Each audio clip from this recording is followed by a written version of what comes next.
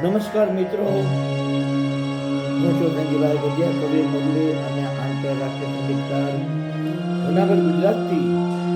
આજની શબ્દોની સરિતામાં મારી લખેલી બે નવી ગુજરાતી કાવ્ય રચનાઓ લઈને તેનો પાઠ કરવા માટે ઉપસ્થિત થયો છું.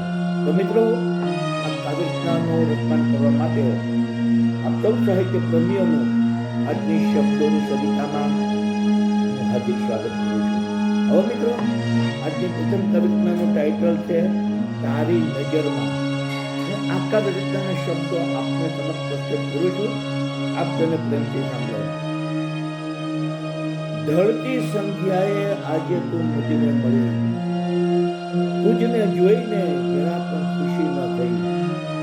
ઢળતી સંધ્યાએ આજે તું મુજને મળી, તુજને જોઈને જરા પણ ખુશી ન મળી.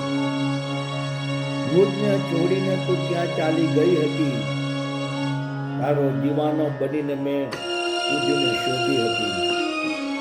મુજને છોડીને તું ક્યાં ચાલી ગઈ હતી, તારો દીવાનો બનીને મેં તુજને શોધી હતી. આજે અચાનક મારી યાદ તુજને આવી, તારા ચહેરા પર મુજને ઉદાસી જોવા મળી. આજે અચાનક મારી યાદ તુજને આવી, તારા ચહેરા પર મુજને ઉદાસી જોવા મળી. ન પૂછ મુજને મારી હાલત કેવી હતી, તારા વિરહમાં જિંદગી મારી વીતતી હતી. ન પૂછ મારી હાલત કેવી હતી, તારા વિરહમાં મારી જિંદગી વીતતી હતી. મુરલી તારી નજરમાં મુજને વફા ન મળી, તારા દિલમાં મુજને કદી પણ જગા ન મળી. મુરલી તારી નજરમાં મુજને વફા ન મળી, તારા દિલમાં મુજને કદી પણ જગા ન મળી. તારા દિલમાં મુજને કદી પણ જગા ન મળી. તારા દિલમાં મુજને કદી પણ જગા ન મળી. તો મિત્રો, આપ સૌએ મારી આ પ્રથમ કવિતા સાંભળી. હવે આપની સમક્ષ મારી બીજી કવિતા પ્રસ્તુત કરવા જઈ રહ્યો છું, જેનું નામ છે મુસીબત. કવિતાના શબ્દો આપને સમક્ષ પ્રસ્તુત કરું છું. આપ તેને પ્રેમથી સાંભળો. શાંતિથી જીવતો હતો ત્યાં આવી મુસીબત, રાત્રે ઉજાગરા કરાવે તેવી આ મુસીબત. શાંતિથી જીવતો હતો ત્યાં આવી મુસીબત, રાત્રે ઉજાગરા કરાવે તેવી આ મુસીબત. વિચારોની વંચારમાં લઈ ગઈ આ મુસીબત, હવે કેમ દૂર કરવી મારે આ મુસીબત. વિચારોની વંચારમાં લઈ ગઈ મુસીબત, હવે કેમ દૂર કરવી મારે આ મુસીબત. રોજ સવારે વહેલા ઉઠવાની થઈ મુસીબત, કચેરીમાં સમયસર પહોંચવાની થઈ મુસીબત. રોજ સવારે વહેલા ઉઠવાની થઈ મુસીબત, કચેરીમાં સમયસર પહોંચવાની થઈ મુસીબત. અધિકારીનો તત્વો સાંભળવાની થઈ મુસીબત. પીછો મારો છોડતી નથી તેવી છે આ મુસીબત. અધિકારીનો તત્વો સાંભળવાથી થઈ મુસીબત. પીછો મારો છોડતી નથી તેવી છે આ મુસીબત. વિચારોમાં ચાલતા લક્ષ્યો અને થઈ મુસીબત. ઘાયલ થઈ દવાખાને જવા માટે થઈ મુસીબત.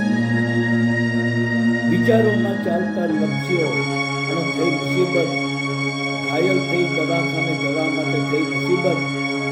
દવાખાનાનું બિલ ચૂકવવાની થઈ મુસીબત.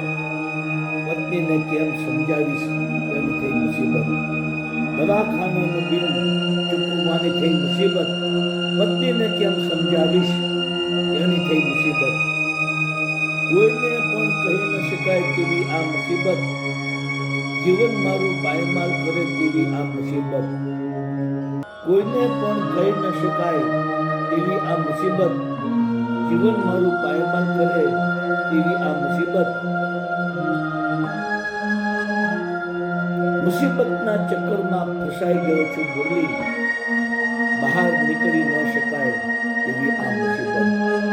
મુસીબતોના ચક્કરમાં ફસાઈ ગયો છું મુરલી, બહાર ન નીકળી શકાય તેવી આ મુસીબત, બહાર ન નીકળી શકાય તેવી આ મુસીબત, બહાર ન નીકળી શકાય તેવી આ મુસીબત. તો મિત્રો, આપ સૌએ અમારી બંને કવિતાઓ સાંભળી જેને શબ્દ આપ સૌને જરૂર પસંદ આવ્યા છે.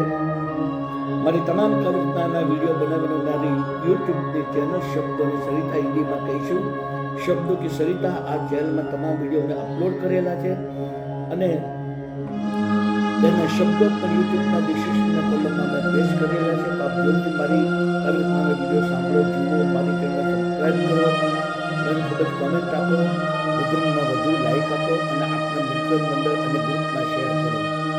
બીજું જણાવું કે મિત્રો, આ બધી લાઈવ કવિતાની સ્પીચ દરમિયાન જે બેકગ્રાઉન્ડમાં કીબોર્ડનું સંગીત વાગી રહ્યું છે તે મારું જ વગાડેલું છે અને બાંસુરી વર્તની મારી ચેનલ યુટ્યુબમાં છે જેનું નામ છે magic of pink breaker Gangubhai Gadhiya. આ ચેનલમાં મેં ઇન્ડિયન ક્લાસિકલ અને લાઇટ ક્લાસિકલ રાગીનીઓની ધૂનો બનાવી તેને બાંસુરીમાં વગાડી તેના વિડીયો બનાવી 125 જેટલા વિડીયો મેં આ ચેનલમાં અપલોડ કરેલા છે. તો આપ જરૂરથી મારું બાંસુરી વર્તન સાંભળો, મારી ચેનલ સબસ્ક્રાઈબ કરો, આપના મિત્ર મંડળ ગ્રુપમાં શેર કરો, તેને ખૂબ જ કોમેન્ટ આપો અને વધુમાં વધુ લાઈક આપો. તો મિત્રો, આજની શબ્દોની સરિતામાં આપ સૌએ મારી બંને કાર્યક્રમો પ્રેમથી સાંભળી તે બદલ હું આપ સૌનો હૃદયપૂર્વક આભાર માનું છું. આપ સૌને મારા ગુડ ઇવનિંગ, ગુડ બાય અને જય શ્રી કૃષ્ણ.